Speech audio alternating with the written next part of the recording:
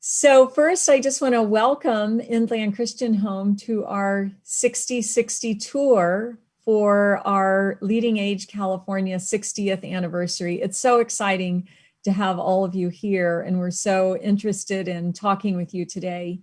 And I want to thank Jack York from IN2L, It's Never Too Late, for being one of our sponsors of the tour, and also my co-pilot as we're doing these interviews across the state.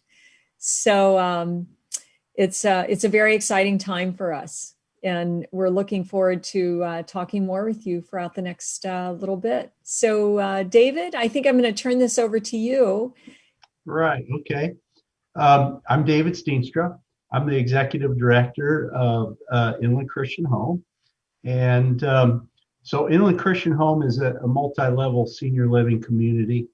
And in the early 1970s, members of some local Reformed churches started meeting to evaluate the need for a Christian senior living community in the Chino, Ontario area. And these members of these churches contributed out of their own pocket, solicited other donations from other members, mostly of those churches. And in the mid 1970s, they purchased land. And by 1978, they started serving the first residents that moved into Inland Christian Home. At that time in the 70s, the Chino Valley's primary industry was the dairy industry.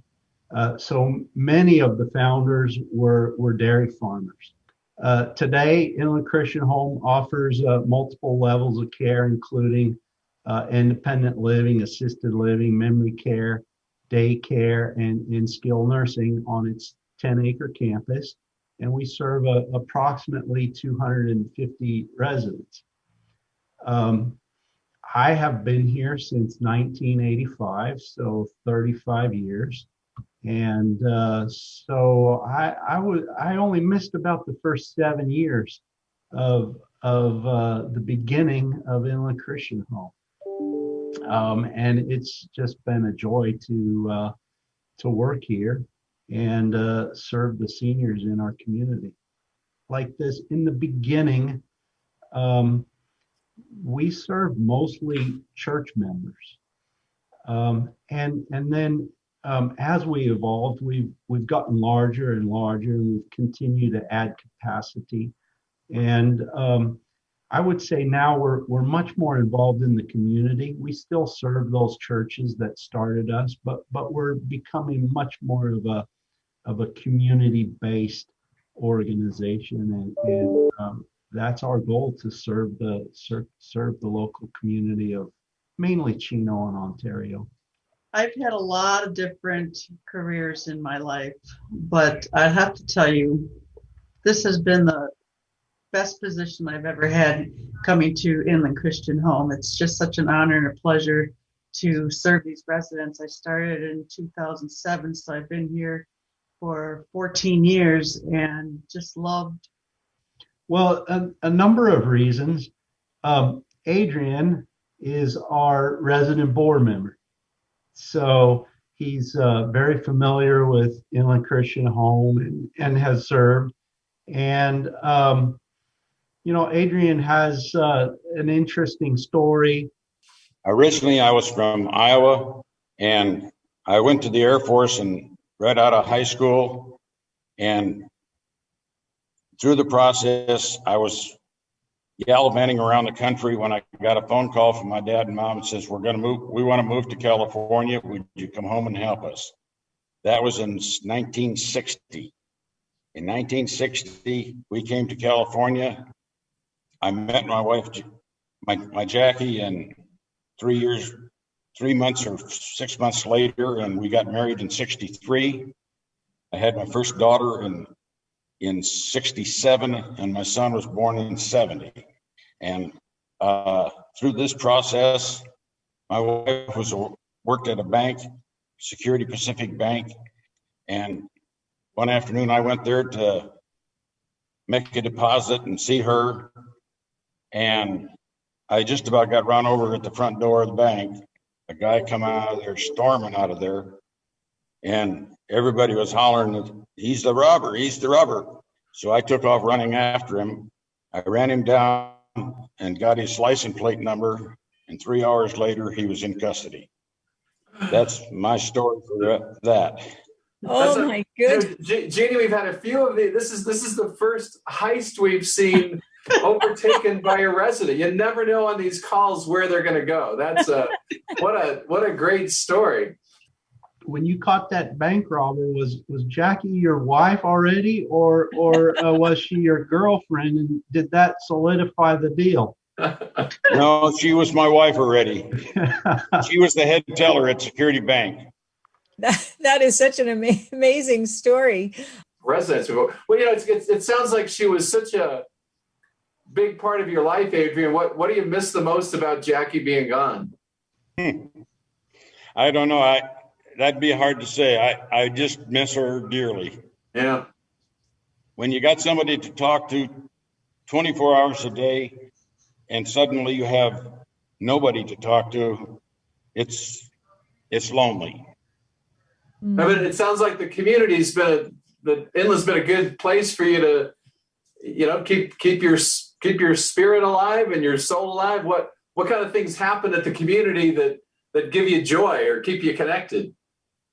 Well, we got a bunch of guys that play rook cards a couple days a week, and I join in that. And our building has a donut Saturday every now and then, and we have donuts at 10 o'clock in the morning, just our building.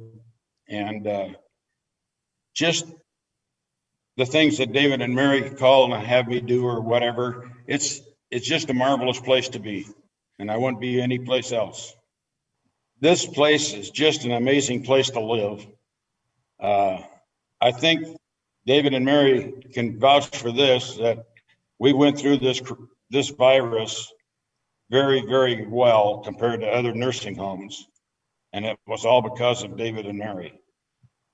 And one thing I would like to add, it's amazing when you go through trials such as we've gone through with this COVID, that you realize how strong you really can be. And our staff definitely showed how strong they can be through, some hard situations in life. And they kept the residents happy, and I'm so thankful for them. But yeah, everybody rose to the challenge of a scary thing as this pandemic.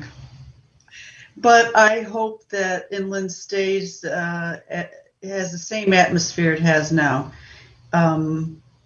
where everybody feels like a big family, because that's really what the atmosphere is here. I've had many people walk into our skilled nursing facility and say, and they're just walking in, they say, there's something different about this place.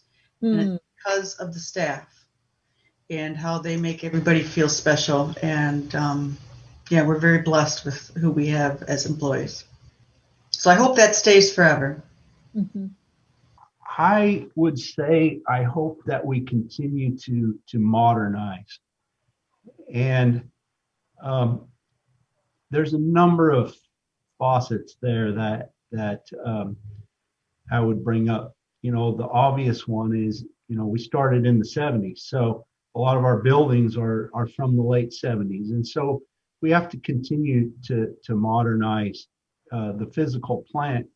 But not only that, modernize, we have to meet the needs and expectations of the future generations. And those expectations are changing. And how about you, Mary? One thing I'm grateful for, and I hope that LeadingAge continues to do this, is our education that we receive from LeadingAge to keep our license current. The conventions are wonderful, so you can network with people. The virtual one, I think, went so well last year. I was really impressed with how LeadingAge set that all up, easy to use. And I'm excited also because I'm on the education committee, And so I'll have some input to further education classes coming up for the next couple of years. And I'm pretty excited about that.